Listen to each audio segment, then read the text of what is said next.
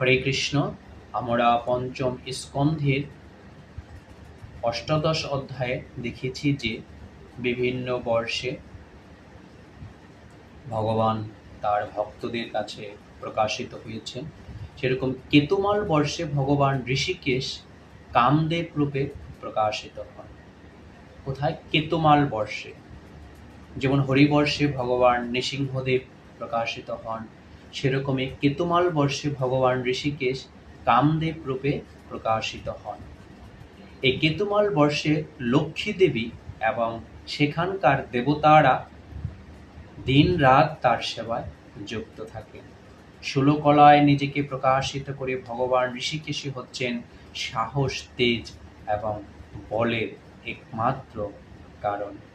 বদ্ধজীবীদের একটি ত্রুটি হচ্ছে যে তারা সর্বদা ভয়ভীত, কিন্তু ভগবানের কৃপার প্রভাবে কেবল সে তার এই জড়জীবনের ত্রুটি থেকে মুক্ত হতে পারে। তাই ভগবানকে কেবল প্রভু বলে সম্বোধন করা যায়। সেরকমই রম্যক বর্ষে মনু এবং সেখানকার অধিবাসীরা আজও মৎস্যদেবের উপাসনা করেন। মৎস্যদেব, যার রূপ শুদ্ধ সত্যময়, নিখিল ব্রহ্মাণ্ডের নিয়ন্তা, এবং সেই হেতু তিনি ইন্দ্রাদি দেবতাদের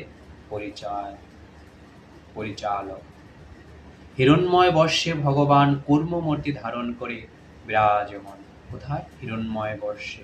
অজন্মা এই বর্ষবাসীদের সঙ্গে এই মূর্তির উপাসনা করেন। তেমনি উত্তর কুরু বর্ষে ভগবান শ্রীহরি বরাহ মূর্তি ধারণ করে এই বর্ষবাসীদের পূজা করেন। এটি কোথায় আছে? শ্রীমদ্ ভাগবতের পঞ্চম স্কন্ধে অষ্টাদশ অধ্যায় ভগবানের প্রতি জম্বুদ্বীপবাসীদের যে প্রার্থনা নামক সেখানে। হরে কৃষ্ণ।